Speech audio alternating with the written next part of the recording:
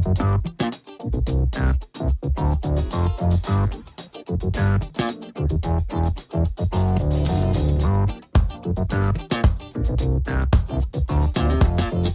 folks, and welcome to the Daily Ratings Podcast. It's a show where each week we're going to be sitting down with Vincent daily to get his thoughts on the latest movies he's been watching, both older films and new releases. And don't worry, there's no spoilers.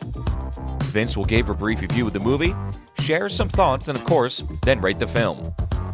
The daily ratings are always fair, honest, and most importantly, they're consistent. On today's show, Vince will be rating and reviewing.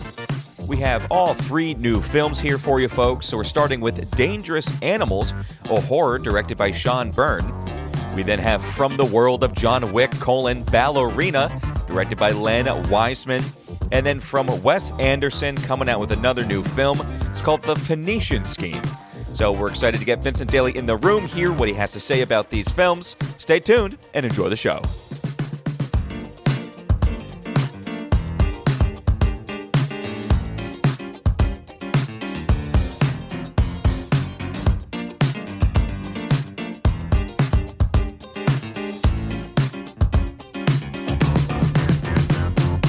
Mr. Vincent Daly, how are we doing over there, buddy? Thomas Recker, how's it going? It's going okay. On this side of the table, how were your three movies this week, my friend? I was grasping at what I could possibly name this week.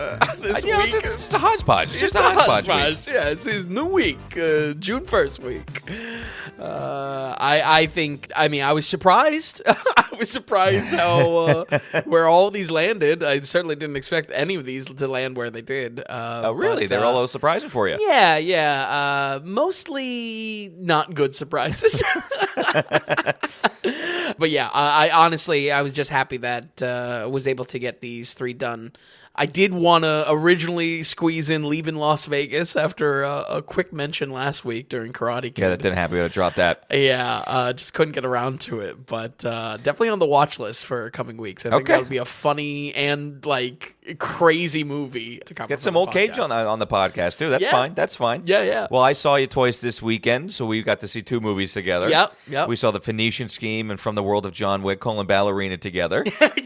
And very smooth. And we'll see what we have to say. We'll see what we have to say about them. Sure. I think it could have been a 3 for 3. Honestly, you love sharks, so I mean, Dangerous Animals. Yeah, I don't know if I love sharks. I don't know wwhere he's. I don't know, folks. I don't know where he's coming up with that. But listen, I like sharks. You're the one that bought me Jaws on Blu-ray. Well, yeah, I tried to get a nice cornucopia for you when you moved into your new place.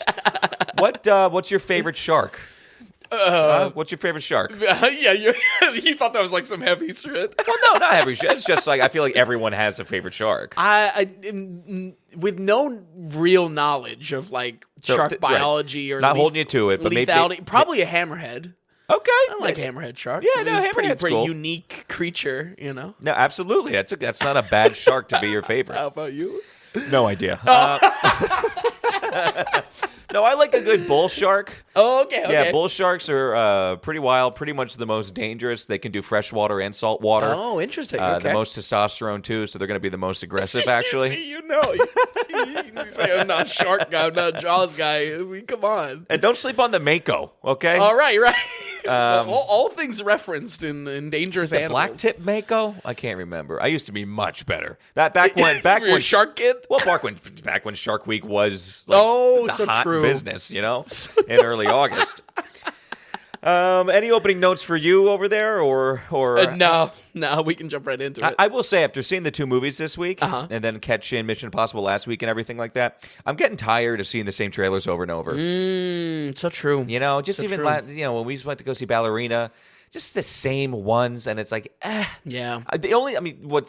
I would say the only trailer that's doing good for the film, I would say, is 28 weeks. No, or 28 years. Okay, yeah, okay, that one. I feel like both of those trailers. I'm just ready to see the film. I've just been seeing. Yes. We've been seeing content on that for the past 9 months. 100%. No, not the cop Liam Neeson. Oh, Naked Gun. Yes, Naked Gun 4. I by no expectations. I would have to agree. I mean, like that trailer has turned me around on what I thought was going to be like a garbage movie. Right. It's not that there's no expectations; that the expectations are in the trash can. Yeah, exactly. So we go out of it.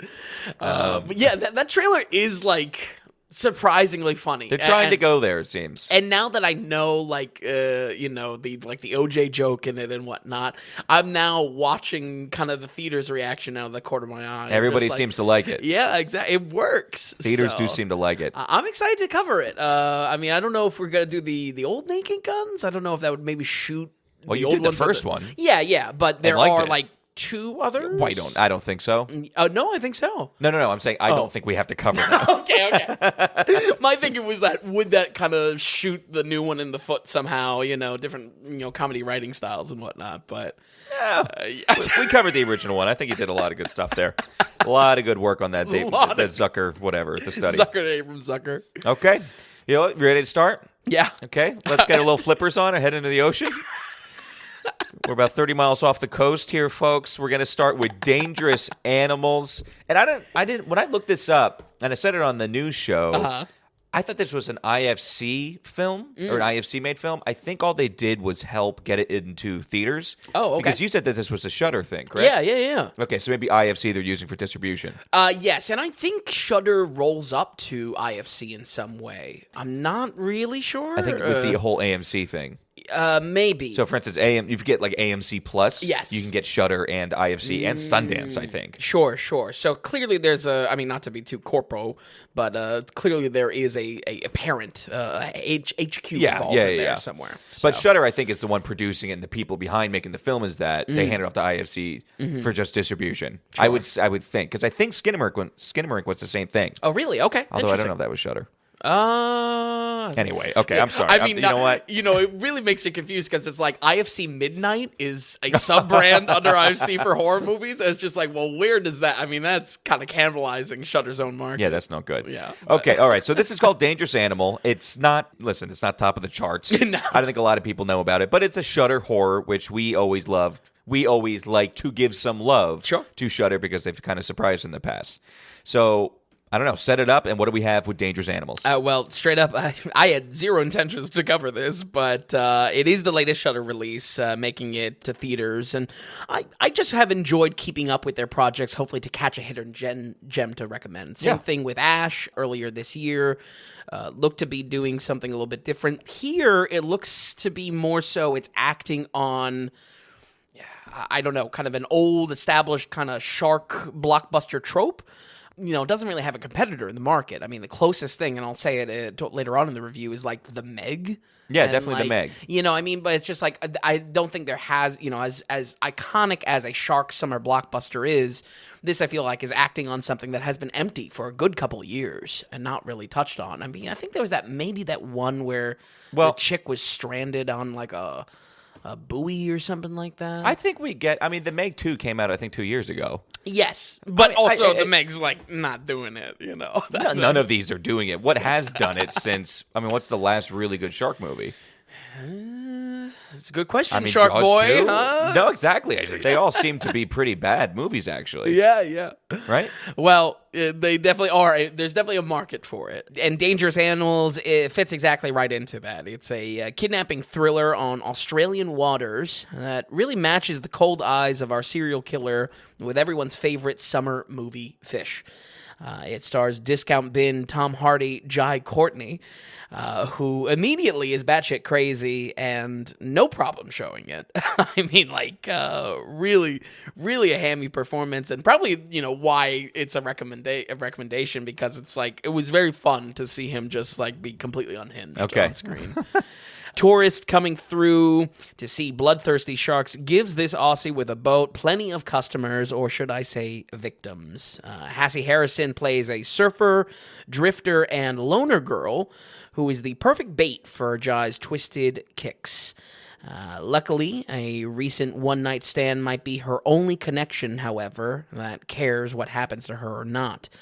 Between 300 teeth and 2,500 pounds of muscle tearing you apart, it's a show no one would get tired of seeing, most of all, our Psycho at Sea.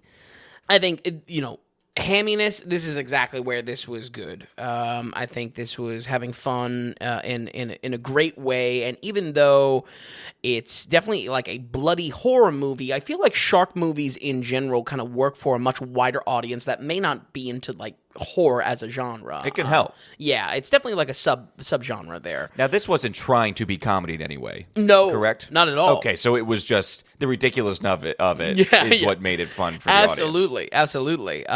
Pulpy is a better word for it. You know, having fun in its evilness. You know, this kind of subsection of horror that, like, I feel like it will attract more than people that go to see every horror in theaters or really consider themselves horror fans.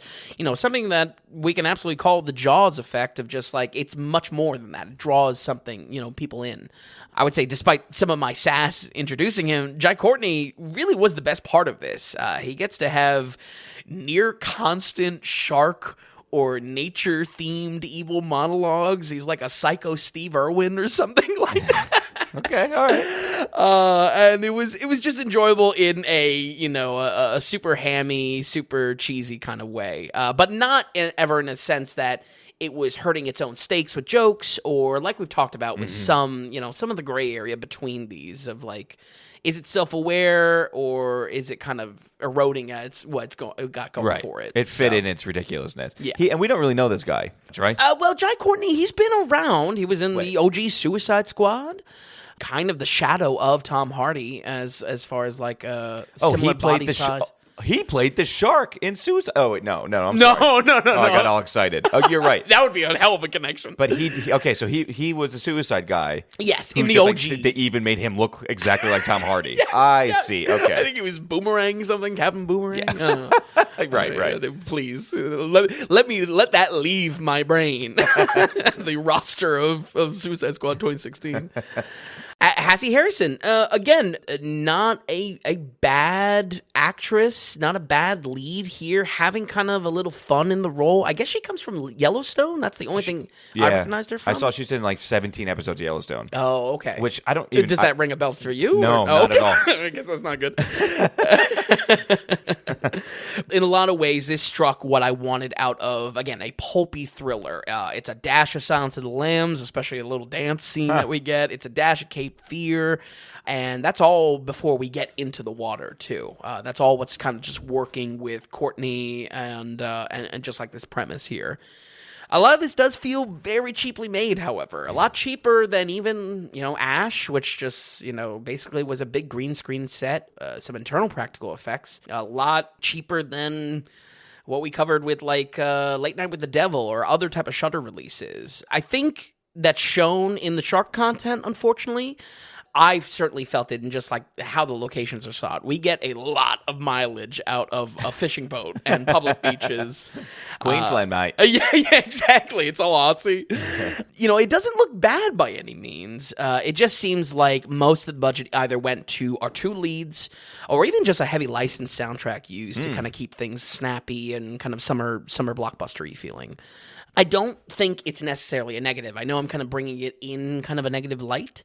I bring it up because my thoughts on this movie is that it really doesn't need much to work. I think it does hit a sweet spot for Shudder or just this type of, not low budget, but mid-budget release that it doesn't need a lot. There's not a lot going on here, but it works because it doesn't need much fluff to it. So was this the most inventive shark-themed thriller? No, not really, but I feel like what was there was stretched very far and stretched very usefully in the production.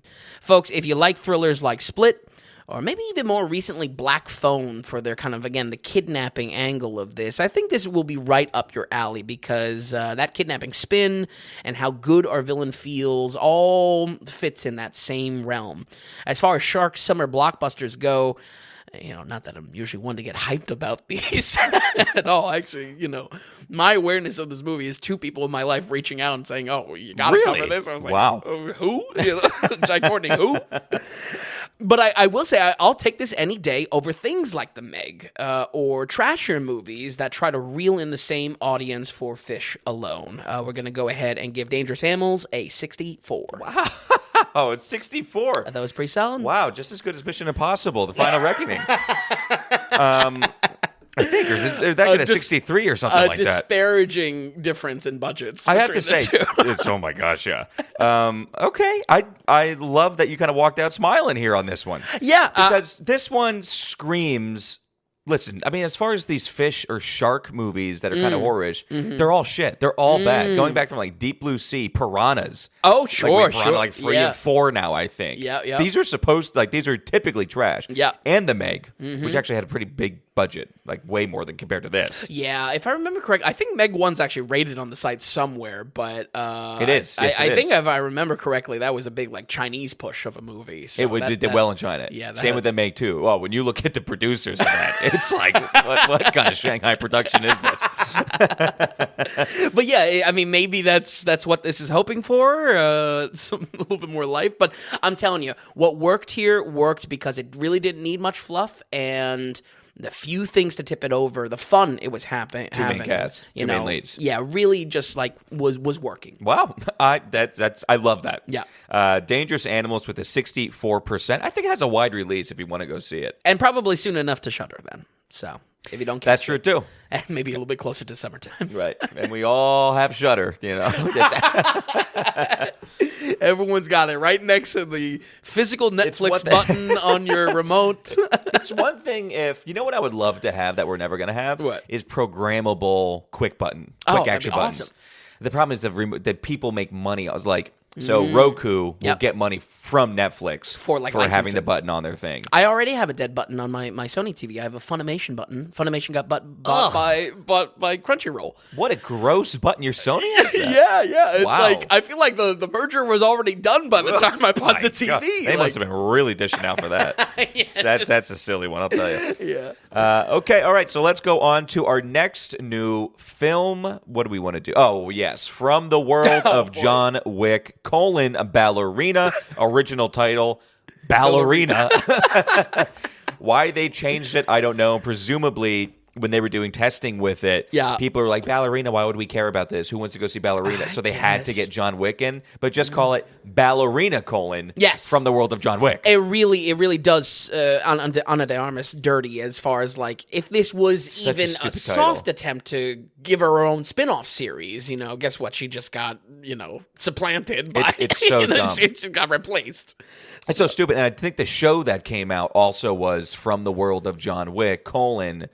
The Continental or whatever like that. It just seems so terrible. Yes, a bad decision, and also feels like distinctly like a boardroom decision. Like you said reeks about, of it. Test audiences. I still don't know why just do From the World of John Wick afterwards. Yeah. Totally more acceptable. Absolutely. Definitely one of the worst titles we've ever had on the Daily Ratings, in my opinion. Yeah, I think so too. That was what I was going to start the review with. I was like, do you think this is the worst name change? Just like the name change itself. No, I'd still say The Hobbit, The Battle of the Five Armies.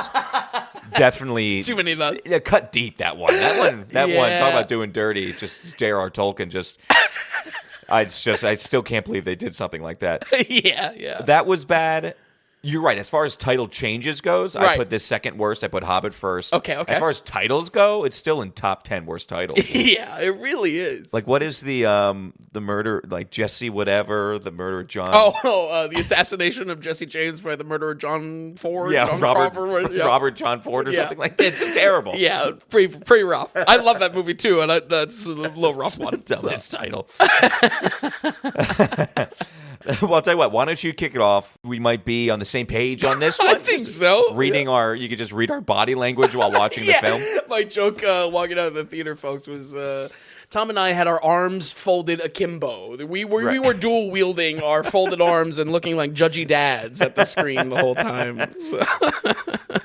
Maybe let's start here, though. Just going back to the announcement of this film, going back to the announcement of we're going to branch this universe out to shows and potentially more movies. Okay. How do you even like that? Are you a fan of that or not? Does it excite you or not? I think after seeing this, it's a hard no because, and I'll definitely say this as like the cornerstone of where I'm coming from for this movie is that it's. Unfortunately, like, John Wick for me is the reveal of there's always a crazier circumstances. There always are more folds to this underworld of crime. And there's fun having that inform the action. Yeah. Here, we don't really get a lot, but there's a big sandbox to play in. I don't think that's necessarily bad that it wants to play in the huge sandbox of all these crime syndicates and organizations and players and shot callers. Yeah. At the same time, it loses something that I think is fundamental to those 4 movies, is that it's always the reveal of something crazier and how that affects action. You know what I mean? That's interesting. And it's not that I don't disagree or don't know what you're talking about. I think when I approach it, it's much like this, how I feel about this film, I feel about what's happening to the John Wick universe, is the more you reveal and just add to the world, the more saturated and almost less important everything else feels. Sure, absolutely. So again, just like this movie and just like with action movies, I feel like we're oversaturating the market. Yeah. And so I feel lackluster about this. So the more, that's my biggest thing with entering more and more into the John, even with the just Keanu Reeves John Wicks, the more that world gets opened up, it's almost like every new door that's opened, I want it to be taken more seriously. Okay. So you don't just, it's not just another one for the birds. Sure. To me, the more you open up the world, it's really easy for you to make everything else less important that comes after it or even before it. The oversaturation of the world, the more unbelievable it is, the more people that are in it doesn't seem... The cool thing is you have this secret society of the John Wick world. The underground. The more you break that open, as even in the one movie where he starts running away from everyone and everybody's phone is going off. It's like, oh, everyone's in this world? I kind of don't like that now. It's losing the sauce. It's losing the zing of this whole underworld. Absolutely. And now we have another movie. We're branching it off with a show and Ballerina. So right off the bat, I have like an eyebrow up in just like in supreme questioning. This was our the get-go. Folded arms questioning dad pose. Yes, and I've had it for 2 years since this crap got announced. So get into it, and then we'll take it back and forth on Ballerina. Well, folks, many things stunk on this one pre-release, despite having some initial excitement for a new action project with Ana de Armas. I did enjoy her in the brief action role we got from the latest James Bond. And, you know, all the behind-the-scenes hype around these John Wick films are always showing real training, real action, you know. And she seemed like she was, you know, fully into that. The stink, though, it's all over this. The rename, atrocious. The reshoots, never a good sign, and the expanding of a franchise that should have probably just really taken a strategic break, just a half breath to give some breathing room between 4 and what will be John Wick 5. Or just, I don't know, make people want it a little bit more. Did you ever check out the Continental show? I think one season was out in 2023. One season came out. And then... was Mel Gibson a part of it somewhere along the lines? I'm not sure. Didn't watch a single minute of it. Okay. I saw reviews were lackluster for it. Sure, yeah. Which was a shame. Absolutely. Because the idea of the of all of the John Wick world, the Continental... has me. Yes. As far as like, oh, we can expand this. Absolutely. It has rules. It has, you know, it's a playground to maybe make a story in. So, but for me, it was really having no faith in our new director, which frankly, anything besides Chad Stahelski would have been a disappoint, even if 8711 Productions is the big production company behind this whole. That, I mean, I understand there's still a part of it. I understand Chad's still producing. Him not directing was yet another, and maybe even the most important for me, a piece of the puzzle missing on this. It was noticeable. Yeah. Len Wiseman has a sporadic career, but it's probably best known for the original Underworld movie all the way back in 2003. And not much better, the 2012 Total Recall remake, which, again, I feel like it's not exactly a special idea, but I have an odd desire to cover all of those early 2010 remake attempts. I'm talking the RoboCop remake, Total Recall, definitely Dreads in there. I'm telling you, there's a weird special in there. That's not a bad I don't think that's a bad special. Yeah, and also all I'm kind of curious about to see, like, do they do a half-decent job at the original? You know, I don't know. The big question to me walking into this was how much can a stunt team really help a kind of a floundering spinoff? Ballerina gives us that answer, and it's producing more of the same. This is a revenge action flick, just like the original John Wick, mostly a prequel somewhere in the franchise between 3 and 4 to allow some side missions for characters. With her significant father taken from her, Ana de Armas plays Eve, who is taken in by the same underground of death, so she can be trained into a killing machine. Yes, that's right. Even you can learn how to flip your pistol mag out like John Wick 2.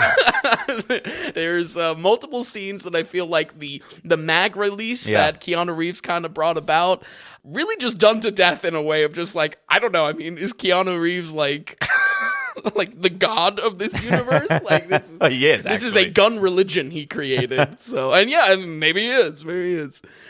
In a variety of time jumps, training montages, and successful jobs, we see our ballerina in full swing, working as a lethal bodyguard or a kikimora, jumping around the international locales we know from the series. Tracking down the old blood she has to settle, the story introduces Norman Reedus, who, his whole inclusion really feels like a casualty of this rework. I feel like Reedus got done dirty in this. But more importantly, this leads her to her father's real killer, held up in a town called Hallstatt that seems to be raising children to be killers and eerily resembling Eve's own path, either by nature or by fate. I'll definitely start with some of the good. Thankfully, that's all still in the action, I want to say. Expanding the world of John Wick allows new talent to shine and, kicking some ass on screen.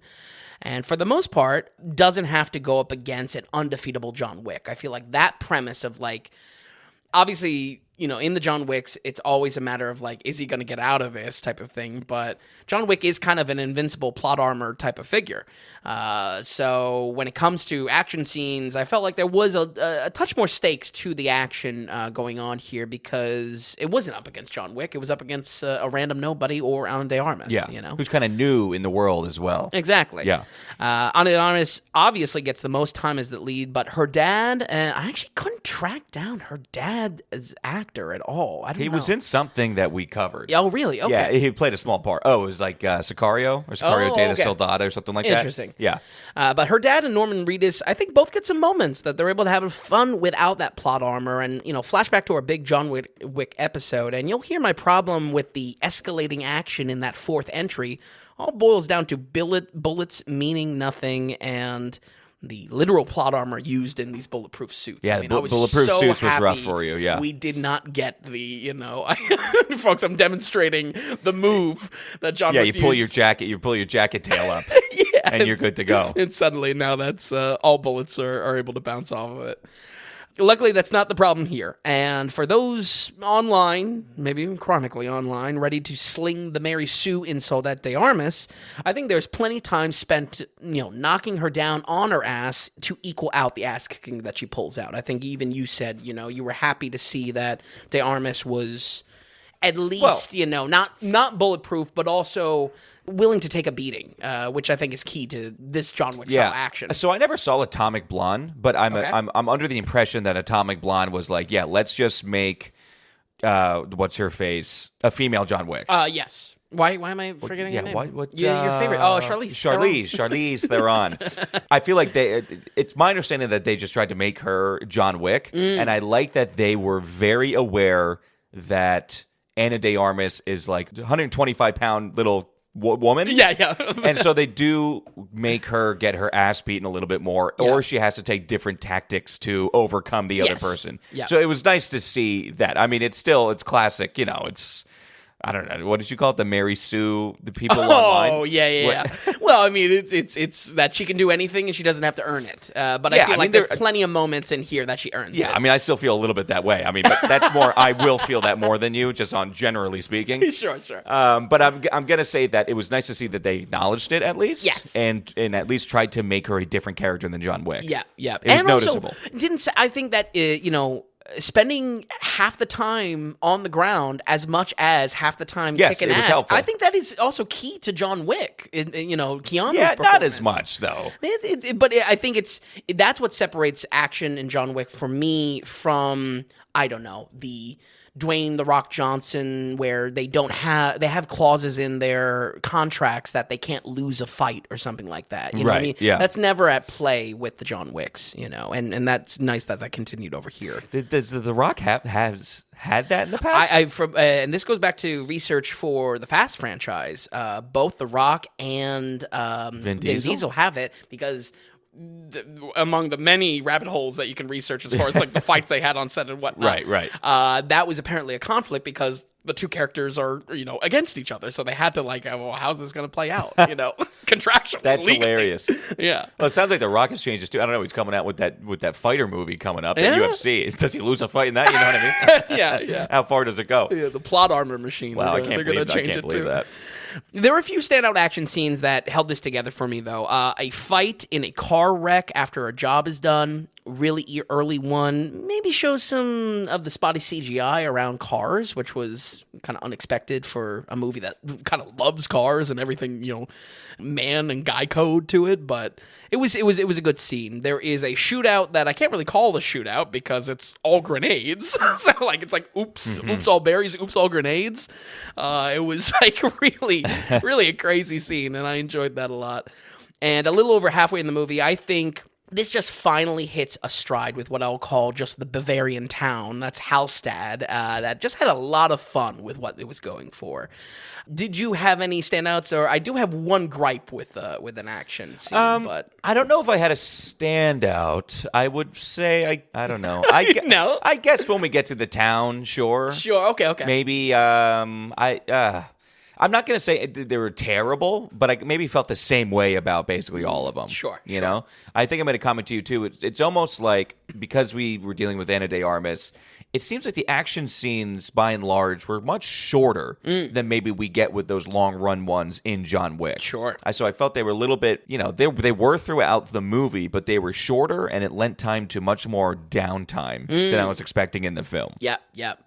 Yeah, there is a lot of talking in this. That's not just only, action. Yeah. Because it is an origin story ultimately. But I think my only complaint with the action, unfortunately, kind of fell towards our very last fight scene.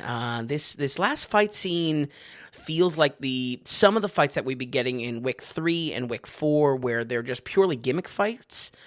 With a single weapon chosen to craft the scene around. That grenade fight is an enjoyable example of that.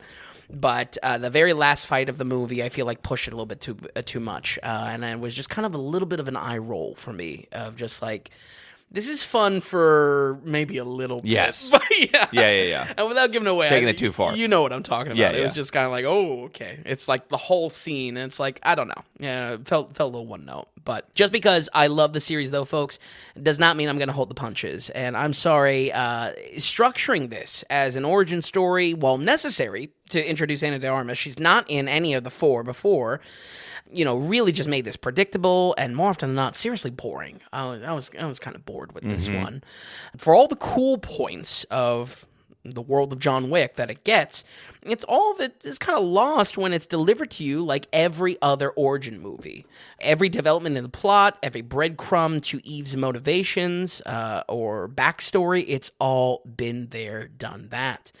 That's just the total opposite of what you want with the always refreshing side of this series, using or subverting the revenge action tropes to have fun with them, to do something with those tropes that we know so well. Instead, in here, Ballerina, the story needs these tropes. It is a crutch because it has nothing else going on underneath. And honestly, just really reminded me of that Han Solo standalone movie that Disney put out. And just the same way that you're watching it and it feels like the writers are like, oh, well, we're connecting dots and we're showing characters and we're showing locations. That should be enough, right? Right. It just felt exactly like that. It's so true. Me. Yeah. By the end of John Wick 4, we have a pretty clear-cut view on how everything of this underground works. And all the big players and all the institutions on a global level, we finally have the full picture. And in a series of movies where I personally think the best thing was always revealing crazier and crazier action circumstances through kind of understanding more of this underworld of crime. This, doesn't offer much to grow that at all, and instead just kind of wants to play in the sandbox that Stahelski built. I don't think there's any problem in wanting to do that. It's a big sandbox that they built. It's the same, I think, bandwidth that they have to make a whole TV show out of the Continental. There is potential there. I recognize it, but I knew from the start that wasn't going to be for me, even if all the ingredients felt the same, and they did not feel the same. We're going to go ahead and give Ballerina a 55. Okay, a 55%. Definitely the lowest of the Wicks. And I think it makes sense. I'm right there. The problem with this film is from the get-go, sitting down to watch it, and I felt compelled to see it, but still, sitting down, I'm almost exhausted by it already because it's not John Wick. Sure. And almost from the get-go, this is going to be lesser than. Yeah. And even that, it's, okay, we waste an entire action scene in the very beginning with a character that we don't know or don't care about. And just because it's the beginning of the movie, in the beginning of an origin story, you're almost like, well, let's actually get the ball rolling. Yes. It doesn't even pack a punch because, hey, okay, when does the movie really start here, actually? It's just waiting for the origin to happen, and we all know it. It's just weaker tea, and I don't know if you can blame anybody. It's just the product of a spin-off from a very well-liked franchise based around the director and the main character. Expectations. Who aren't on this. Yeah. For the most part. Sure. It's tough. It's really tough. And just like with Nobody 2 coming out this summer, it's just oversaturated. We're oversaturated in the market. And if this came out 15 years ago, this would be one of the best action films ever. Probably. Right. But it's just been there and done that so much rinse and repeat. It's a modular setup now. And even though you can take out this weapon and put in a new one, it's the same thing over and over. Sure. It's still the bulkhead, you have the main core of the machine. Yep. No matter what modulars or different lenses you put on this, it doesn't quite matter anymore. Yep. 8711, this production company, I feel like a great example is like they did Fall Guy, which was like, wow, that's a fun property to bring back a little bit. Right. Right. Not that anyone was asking for. But it was about action stunts and whatnot. So, that's one side of like, I want them to do more work. Yet alone this year, we got Love Hurts with Ke Huy Quan. Yes, very weak. Very weak. We got this, and we are getting Nobody 2. I got no problem with 8711 getting work. I want the stunt guys to work. Were they on Love Hurts? Yeah, they were the production behind it. Okay, well, because the main director of that was a stunt guy. Yeah, exactly. So, I don't know for sure, but I think David Leitch and Chad Stahelski, they're all at, they're kind of seeing what talent can make the jumps that they did. I don't know if all of them have been successful. Maybe it's just a little bit too many as well. So. I think it is. I think it's an oversaturation. Yeah. It's an oversaturation. But anyway, folks, let's get into the producer segment because we don't have an oversaturation of producers ever on this show. Nice. Vincent Daly, we have Maxwell Farnsworth coming in again and producing for episode 190. Max came in and donated 3 movie tickets for you on Venmo. Whoa. So $36 he sent our way, and Max wrote in a note in as well. So he goes, "Hello again, fellas. I'm writing in the hope that you two threw on some itchy-looking sweaters and made your way to the theater this weekend to check out Wes Anderson's brand new feats of symmetry. I did myself and found it to be another Wes Anderson classic, a feast for the eyes that got long in the tooth with 15 minutes left." I'd give it a 68, and I hope you read this before Vin's review. Yeah. Which we have. Thankfully so, yeah. If we could drop Wes Anderson and Paul Thomas Anderson into a cage to fight to the death, who would walk out alive? Which Anderson would either of you personally recommend to someone and why? Budapest. Well, I think he's saying which Paul Thomas Anderson or Wes Anderson. Oh, shit. In the cage match. I did just pick up on the Andersons. I just figured we just have two what the film school bros all love. Yeah. Paul Thomas Anderson would kick Wes Anderson's ass. I think he would. Mostly because Wes Anderson is probably not winning the matchup with any director. He's got that long hair. It's he's an artsy guy. He's an artsy guy. I feel like Paul Thomas Anderson has some grit at least. Yeah. I think he's a Brooklyn guy. Yeah. Anderson, which Anderson would you personally recommend? Paul, PTA all the way. I think so. But Well, they're head-to-head this year, if you think about it. They actually do have their own cage match. Yeah, I'm interested in that. Phoenician Scheme and the Battle of Bacton Cross, I think. Yep. Because Wes is good for it's almost like, I don't know, if you're a coffee drinker and only once in a while you're in the mood for tea, that's Wes Anderson. Oh, interesting. Paul Thomas Anderson is my coffee. Wes Anderson is my fresh Earl Grey or something like that. Anyway, Max goes on. He goes, you guys have made it well known on the show that you're both from the Keystone State, Pennsylvania. Yes. Given the opportunity and assuming they had never been exposed to one before, what film would you recommend to an Amish person on Rumspringa to watch first? I don't even know what Rumspringa is. Is that an Amish holiday? It's got to be an Amish holiday. Wow. I hope I'm pronouncing it right to the Amish Keystone people. than us. I don't know. I gotta say, my gut. I have one good. Okay. Oh no. Go ahead. No. Your gut. What? What's your gut say? My gut says Signs. Yes. Okay. Oh my God. Me too. It has to be Signs. Because not only is it Literally has to PA, be. not only is it cornfield, but it's like a crisis of faith. Like Mel Gibson is like struggling with holding together the family. Absolutely. And I think the Amish people would watch that movie and say, this is why we don't do electricity. This is why we stay away from it all. They would see that They're terrible never gonna touch CGI us. alien and have the same jump effect that Joaquin Phoenix has. That's so funny. I literally thought, when I read that note, I was like, oh, Signs all the way. Has to be. Yeah, they feel a little bit home. They can feel comfortable. Oh, sure. What would be hilarious? Do What the would Amish be? even farm corn? I don't know. I mean, they're farmers. Yeah. Come on now. It's Pennsylvania. There's got to be some corn in that crop. You're right. You could also just say Star Wars. You know? Yeah, true. You can go the opposite way. That's a good. My gut says Sign though. I think they're gonna get to the end of that. They're gonna say like Mel Gibson. That's my favorite actor. Or what do we show Megalopolis? Oh my God! Then they're really gonna be that'd saying be like what we're really missing here. I guess we can turn off the tube. Yeah, This is the best we've got. Yeah, their fears of a downfall of society. Like, Can you imagine watching Megalopolis first, and then people be like, "Oh, you should watch The Godfather. It's directed by the guy who did Megalopolis," and they'll be like, "No, thank you. That movie's probably shit. Part 1 and Part 2." Okay, Max, thank you so much, man. Yeah, great note for writing in. And but okay, we'll see. More cage matches. I would love to hear some head-to-heads. That's fun. I didn't even put in my head the two Andersons. I was like, and he gave the Phoenician Scheme himself. He gave it a 68. Well, so we'll there you find go. out in just a few minutes how that lands.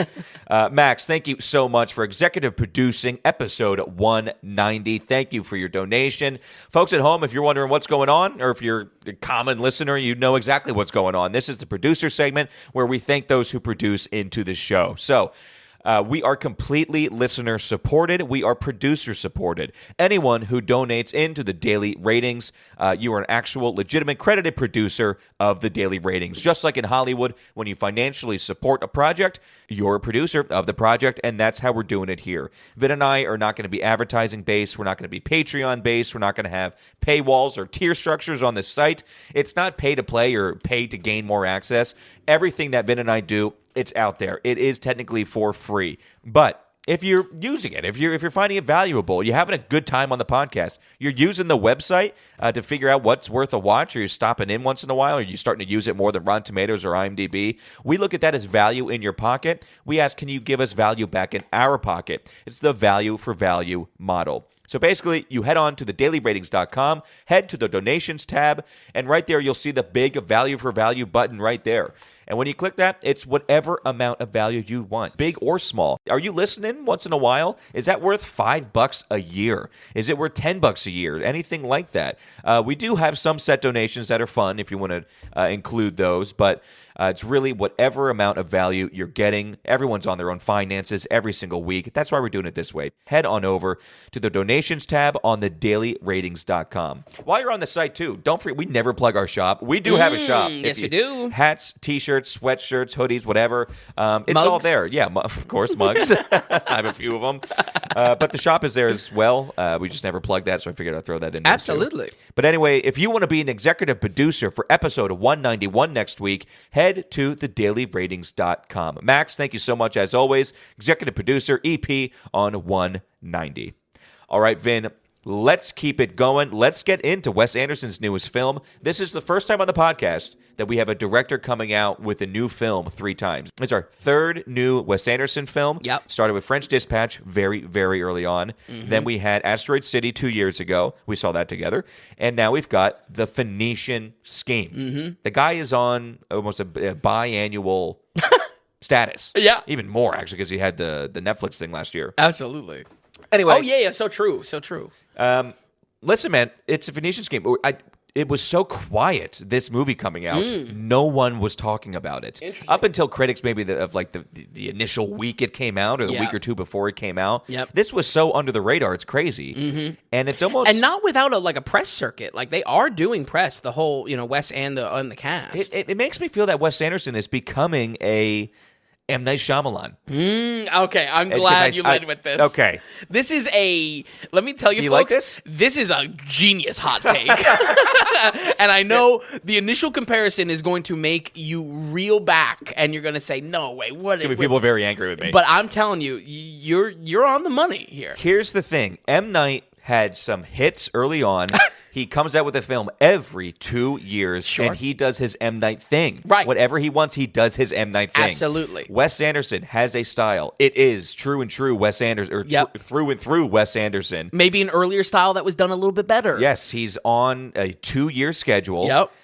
They all have their own followings, too. Yeah. So, for instance, Wes Anderson totally has the Brooklyn... I don't know, film studio, film school bros. Yeah. And M. Night has, I don't know, us. He's still kind of. Yeah, I guess. I don't know. But because we're not exactly M. Night fans. Horror guys that are still hanging on that came up with M. Night. Yeah. I would say late 2000s, early 90s. Chasing signs. And basically. when an M. Night movie comes out now, it's no longer a really big deal. Yes. And it was 15 years ago. Yeah. And I feel like Wes Anderson is there. Not that he's had a bunch of stinkers come out, but he's had enough come out where they're great if you love Wes Anderson. Right. But for everybody else, no one really cares. And I hate to be that harsh. No, but I think that's where it's a brilliant hot take, because it is, what you're getting into. There is a brand there. Not to be yucky business about this, but I feel like them as movie makers, but producers of their own movies. Yeah. They need to run the ship optimally. They need to, give the people what they expect from their creative vision. And we've talked about that plenty with M. Night Shyamalan as far as how he now plays into the twist, or maybe the twist is no twist, That's been a factor here. Things like symmetry and style. Bill Murray showing up at some point. I mean, this is all Wes's huge cast. brand. It is. I feel like there is a repetition by design here. And for the record, I partially love that. Yeah. I don't mind consistency, and I love somebody being true to who they are, which Wes is. Sure. So I have a lot of love for that. It's just the uniqueness and the punch that a movie might have. I think it's more difficult for him to do that now. Sure. Because he's so established himself as Wes Anderson. Yeah.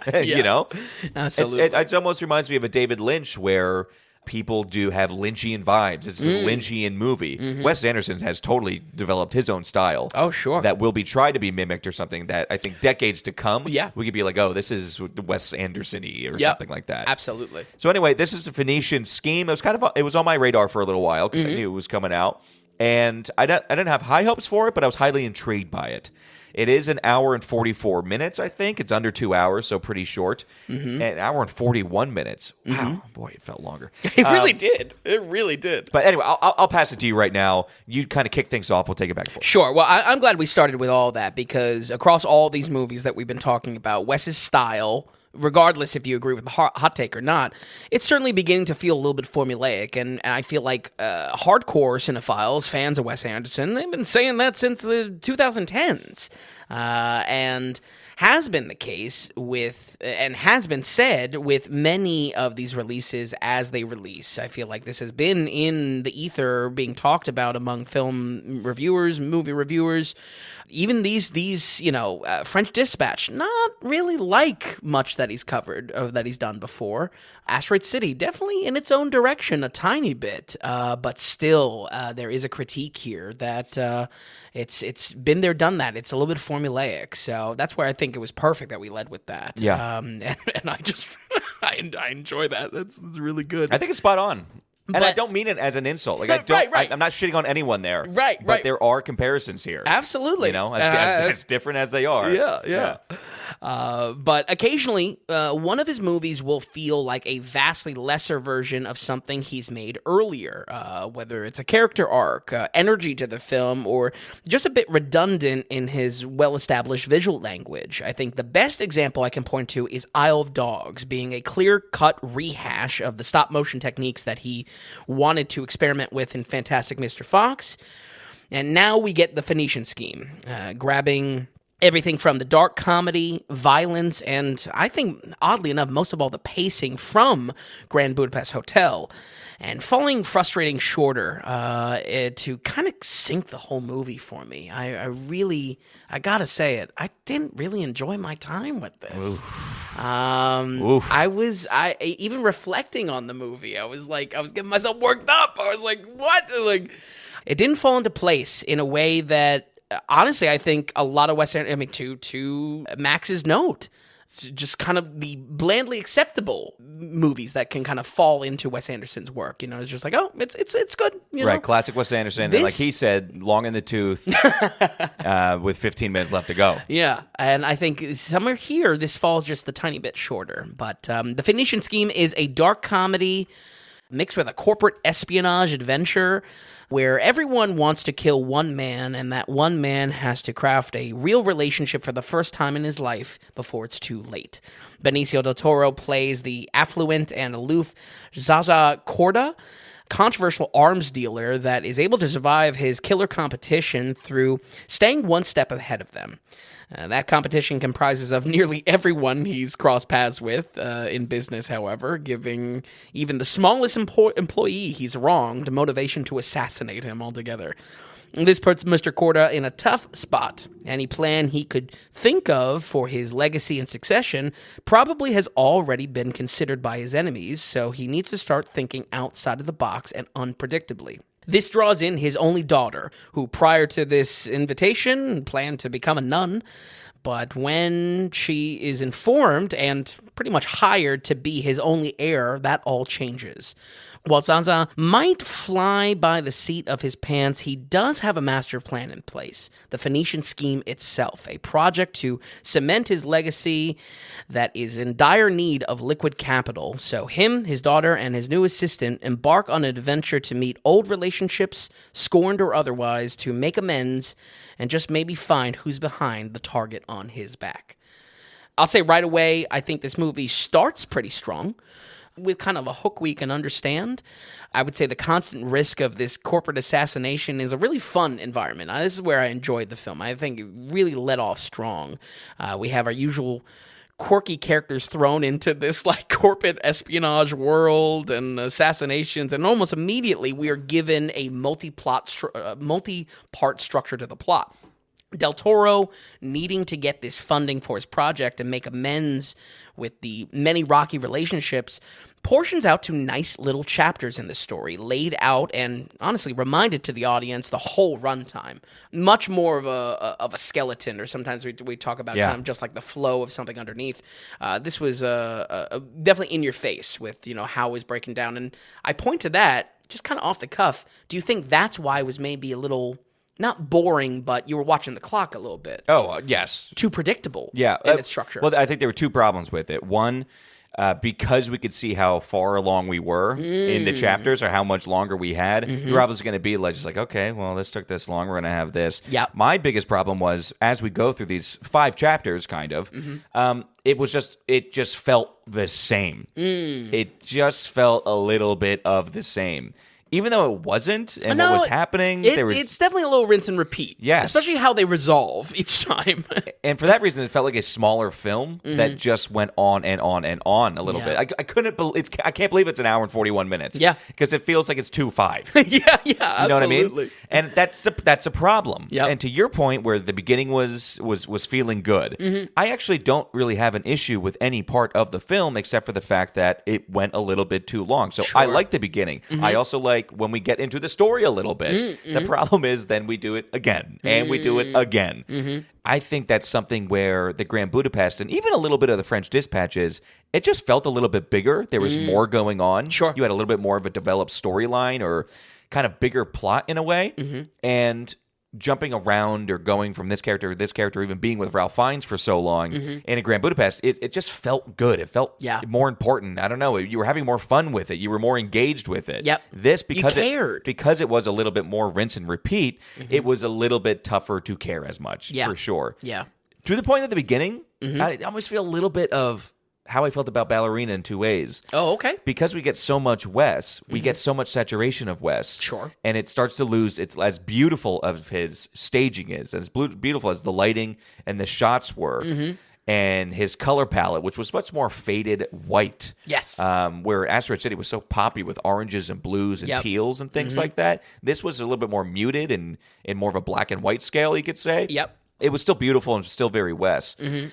But it starts to be like we've been wowed before by this guy and often, and it still kind of all feels the same, just like Ballerina did. Now, and also to the extent where I said with that action scene in the beginning of Ballerina, where it's like, it was a good thing, but I'm also sitting there asking, when are we really going to get the movie a-rolling? Sure. I felt that way in the beginning when we're setting up with Benicio and his daughter and setting up the actual film. It's just like, so when I had a thing of when is the movie actually going to start? Sure. And then it started. Yep.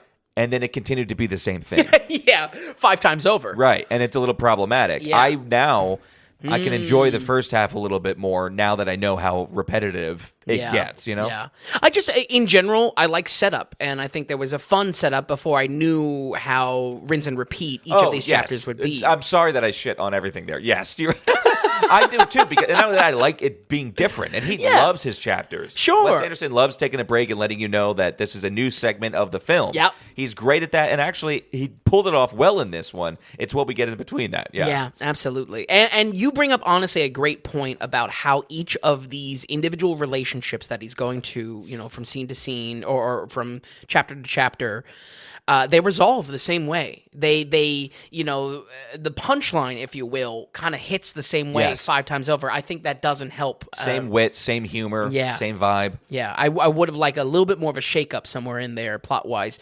It's completely off the cuff, but in my research for this, I saw that this maybe was a casualty of the writer's strike a few years back, but Wes was adamant about it being done before the writer's strike. I wonder if that's in play at all here, that no, it was maybe a half-bake and they were just like, let's push this out. Wes doesn't do stuff half-baked. Yeah? No, either he was ready to go or he wasn't. Okay.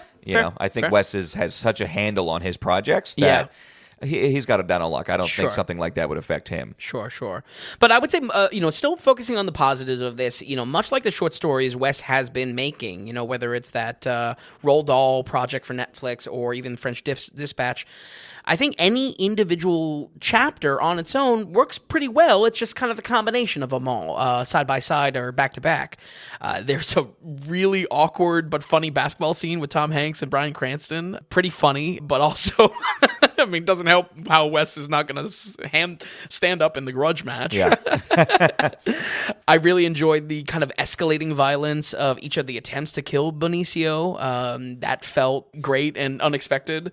And really like all of his movies, what's jokingly being dubbed the WCU, it is still fun to see the wide cast that he's either worked with before or is a odd inclusion to have a little bit role thrown in here. I still think that is enjoyable, entertaining, and still works. Like, that is almost a joke in itself, It totally works, and it works with everybody in this one. WCU? West Cinematic Universe. Okay.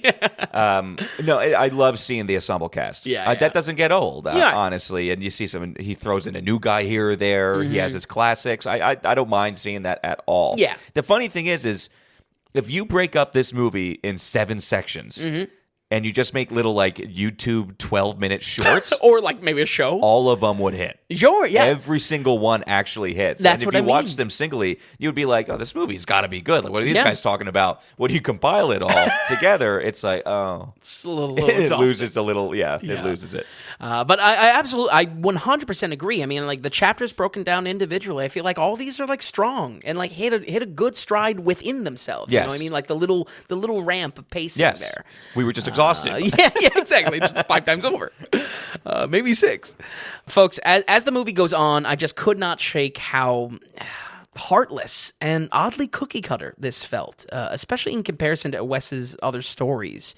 I feel like something was really missing here in creating emotion and meaning underneath all the scrambling silliness. You know, that scrambling silliness, absolutely still there. You're still able to have fun with it, but by the end, I didn't care for much more of a reason than just pacing or maybe being a little upset with how the film was compiled and edited together. Moreover, I was having a difficult time writing this review because it was even harder to separate the categories of what I like, what is kind of typical and what is acceptable, and then what actually brought this down. So, I know it's not as analytical as I usually try to be in laying out my points for review, but the word heartless just kept on coming back to me thinking about this film. There was just something, there was a soul a little bit missing here. You know what the garlic is to Wes Anderson, like garlic is to a vampire? Okay. Probably calling something of his heartless. Yeah. You know what I mean? Right, like right. if he really wanted to put salt in the wound. Cottage care Yes. into these things. Boy, that is the stake in the heart right there. But I'm not mad at that you're saying that. Yeah. And I felt it a little bit too myself. Listen, maybe it's the wrong word, but it relates to just lacking emotion. Again, in the side-by-side compared to Grand Budapest, which this copies a lot of the same cues and the rhythm of those films. Do we over-compare to that? No, because I think this one, I may have brought it up in previous reviews. This one specifically really does feel like he's trying to, capture. Because Budapest had some violence to it. It had some chaos to it. His movies don't really, touch on previously. So without watching the movie again, though, I do think it sits somewhere with Benicio's arc as a character, relating to, again, maybe the emotion, the core not hitting. Each hardship and challenge that is set up in these chapters all resolves in either unsatisfying or similar ways. Most of the time, that's the joke itself. And, the joke being that somehow this cunning, selfish businessman with a target on the back of his head pulls off yet another win. But like I mentioned, while the scrambling pacing was one of the key qualities to great movies like he's done before, here it leaves these moments with how much resolution and most importantly, impact for the story of our characters. The impact characters make on screen, I feel like was a little bit too loosey-goosey and relates to, maybe it comes from me just not caring about these characters by the end, and that's the that's on him. heartlessness. Yeah. Right. So a long time ago, someone, I believe maybe a producer, asked me, what are the movies that I can respect how they're made but still don't enjoy watching? And I think we have a good example here. True to your point, Tom, this is still 100% on brand for what you come to expect from our director. And I can't exactly say that's a bad thing if that's how he holds on to his success working in film. Maybe I'm finally at the point Wes Anderson's style has finally gotten old for me, and maybe that's the trajectory any fan of his directing has been experiencing over the last few years of his movies. So while this movie won't necessarily do you wrong, ironically, I think it has very little to offer die-hard fans of our director and works more so as a reminder that our director's style is still fully his own. We're going to go ahead and give The Phoenician Scheme a 60 on the dot. Oh, wow, a 60 on the dot. Okay, so yeah, this is a lower one big time for you with Wes. Yeah. Because it's funny because as much as Wes is very consistent, even down to his runtimes. Sure. I was just going through his runtimes. Dude is consistent. Oh, yeah. Between like 135 and 145. He's a machine. Basically, it's unreal. We're going to call Shyamalan and him the machines. But he lives mainly in the 70s for you. Yep. And on the high end, you have Grand Budapest with an 88. Yes. Which is like phenomenal crazy movie. good score. And on the lower end, you have Bottle Rocket with 63. And now this at the low is 60. Yeah. So I enjoyed myself a little bit more than you. Okay. I think where you were finding a little bit more, actually, by the end of it, I was upset that I didn't care more about it, and I do put that on Wes a little bit. And it's like, man, you got to do something different, so give us a different hook, Sure, because the feelings have been the same, Yep. throughout these films. So there was a little bit of that. I just think overall maybe I enjoyed the ride a little bit more. I really want to give, I think Benicio del Toro, one of his best roles in a while. Okay. I would say this, Sicario, and then probably have to go way further back. Sure, maybe where I Usual Suspects or something like that. really enjoy him, yeah. And I thought the daughter who plays a massive part, Mia Threppleton, Yep. we know from Almost Nowhere. Right, and right. she was great. She played a great Wes Anderson character. Yeah. And Michael Cera, shockingly, I didn't want to punch in the face. Like, was enjoying him on the screen. Are you sure? At one point, I think I did. No, I was cool with them. So they're doing really well. Michael Cera was pretty refreshing, Yes. especially towards the beginning. It was just like, what is this character? And to me, it's like, okay, so he still writes really well. Like the whole writing and the way he directs is still really good, and it's great seeing the ensemble cast. From everybody, from Tom Hanks to Willem Dafoe, everybody. Yeah. But it does just have a weakness to it. It does have a vapidness, I guess, where I'm totally on page with you. I would say I put this above French Dispatch for me. Sure. I put it below Asteroid City with still Grand Budapest. Reigns king, yes. Yeah. I was a little annoyed at French Dispatch, to be honest, about it. But Because you watched that after we covered that. I mean, that was a super early episode. Yes, I did watch that after, yeah. But was it that the kind of the anthology, the short film structure wasn't working? I was getting tired of it. I was most exhausted watching that film. Interesting. By the end, checking it's just like, you have sapped me now. Where you had me, and then you didn't stop. And that's a little bit how this one is. Yeah, it's right. just everybody's judge of how they felt. Yeah. I wanted to say I was listening to one movie podcast, and there was one critic saying, he's seen all of Wes Anderson's 15 films, and out of his 15 films, he's only liked 4. Oh, and this was one of them. Oh, I've heard half the theater interesting. laughing, half the theater not, and he goes, I was one of the ones laughing throughout this entire one. Okay. So maybe this is different for some people. Maybe it's the exact same. Yeah, that's I'd be curious to see what that list is, but also more so for the point of just like I do think there was fun to be had in this movie. Yes. It just depends on when you get weared out. And in a way, it's a feast for your eyes because it's something different. Yeah. And I love seeing something different, and that's Wes. Sure. There's an audience for that. You're 60%. Maybe it says that most should maybe stay away. But if you have any history with Wes or interested in learning more or watching more, add it to the list and probably watch it. Yeah. And you kind of make up your mind on that one of how it goes for you. I mean, if it really wasn't for Ballerina this week, which, I mean, in hindsight, I should have just left it in the dust. Yeah. And maybe would have even enjoyed the whole franchise a lot more. I should have done a full week for Wes Anderson because there is still plenty that we have not touched on for the site, despite being such a heavily covered filmmaker. And I feel like even to our kind of our takeaways of like, his brand, his aesthetic and whatnot, it would have been nice to maybe touch on. Still want to watch some more. Yeah. So some lead up, maybe like, Moonrise Kingdom or Life Aquatic, some of the earlier ones where it's not as set in stone just yet, that style. I think there's something nice there that we can do. Hell, in 2 years, we're going to have another film by him. Yeah, so true. But I'll just run it too. So basically, you had the Phoenician Scheme at 60. You have Bottle Rocket at 63. Oh, you boy. have Isle of Dogs. No, I think you this is prep fair. me for this. No, Yeah, it's okay, all right, fair. Isle of Dogs at 70. Asteroid Okay. City 71. Okay. The French Dispatch 73. Moonrise Kingdom 76. Fantastic Mr. Fox 78. And then Grand Budapest 88. I think he is a classic 70s guy with some misses and some beautiful hits. Sure. And I think that's fair, Wes. I agree completely. I love these scores on here. Okay. Yeah.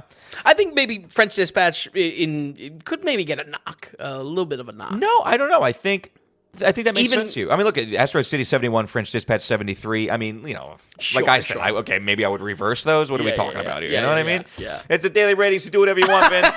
You put the daily in the daily ratings. You make me sweat though. When we're comparing scores. I mean, you No, brought it up it's- this episode I'm with not- Mission Impossible and Dangerous Well, that's Animals. too funny. I mean, come on now. No, I love these scores. I'm not trying to compare. I'm saying basically this is where Wes lives with us. Yes, yeah. But anyway, anything to add for this week? Anything for the coming up weeks? Want to talk about next week? Yeah, we can talk about next credits? week. So I don't have the list fully down, but the material list is coming out, which is the second film from Celine Song. Looks to be... Past Lives director. Yes, A lot yes. of love from 2 years ago. Yes, loved Past Lives, thought it was a great movie. I'll be honest, I looked at material list and I was like, this looks kind of vastly lower in quality. It looks like a normal rom-com. You're saying old school rom-com. Yeah, so I'm using... be happy, by the way. Yeah. I'm going to use this as a little bit of kind of a theme for the week. I don't feel a need to explain myself, but I'm honestly craving a little bit of rom-com. You know, I want to watch some classics and whatnot. I am so into this. I am so into this. We do have to cover Life of Chuck, which looks to be just as, cheesy and feel good. The next week we'll call it Rom-Com Week, and I'm going to be covering 3 other rom-coms in addition to our 2 new releases. We're going to clip the dragon's wings, so he won't be flying with us. So true. For How to Train Your Dragon. But I cannot wait. Now, can I put in my... You had even said these in previous weeks when we were talking about this privately, but I don't know if I can put cash in my coins a la the Continental. Get a couple movies watched. Nice tie back. I would love nothing more I would love than the Meg Ryan Tom Hanks trilogy. All 3? But I would also no, I mean You've Got Mail and Hitch would be fantastic to watch again. I'm definitely leaning towards Hitch just because I feel like it needs to be rewatched in some there's Along Came Polly, which is classic. Right. But if you're going to do... or if you have interest in the Tom Hanks, Meg Ryan trilogy, you can start with the first and go to Sleepless in Seattle. Oh, okay. And maybe start there. What do you think is more iconic? I always thought You Got Mail was the standout of those. Yes. Just being like... It is. It's Barnes & Noble's, that bookstore culture, late 90s. Dude, it was such a way to enter in the 2000s. It's crazy. Because I think it's 2000. Oh, okay. All right. It's either 99 or 2000. Okay. And I can't remember. But man, it's great. It's perfect for the decade of excellence that Hanks had from 93 to 2001-ish. Sure, it's definitely a run. I'm excited, but those are my 2. So I would say You've Got Mail and definitely Hitch if you have an ear open. We've definitely covered some heavy hitters too. I mean, we've done Harry Met Sally already on the podcast. I mean, that would definitely be ripe for this type of episode. But folks, if you honestly just want to write in with some suggestions, I'm more than happy to brainstorm a little bit on Rom-Com Week. I mean, it's only 3 slots, but I think I'd love to hear from everyone's kind of 2 cents. I mean, just how in the same way for you, those 3 Tom Hanks, Meg Ryan movies, that hits Hall of Fame. I feel like a lot of people have different Hall of Fame rom-com movies. Ones they grew up with, ones that touched them in a certain way personally. Sure. 100%. I kind of have an idea. Okay. Maybe you and I could do some research this week. I would love to see the proto rom-com. Oh. Now, some people say it was Harry Met Sally, I think. Some people say that. Maybe. But... this French film from the 50s really broke out in noir. This gave us our noir thing. Oh, I wonder if there's a proto thing where this movie spawned this. First rom-com. Back in the 60s or 70s or something like that. Yeah. But I'm excited for it. And though Materialist doesn't look super great in the way that I kind of expected from, how meaningful Past Lives was. Yeah. It's still Celine Song, though. Yeah. I want to definitely, any kind of chance I get to follow up with a first-time director on something, that they're continuing with, I'm very excited for that. Excellent. So. Finn, thank you so much for watching these films. Very excited for next week. Folks at home, we'll run it down one more time. We've got Dangerous Animals with a 64%. We then have From the World of John Wick, Ballerina with a 55%. And The Phoenician Scheme by Wes Anderson with a 60%. As always, folks, thank you so much for listening, and we'll see you next week on the Daily Ratings Podcast.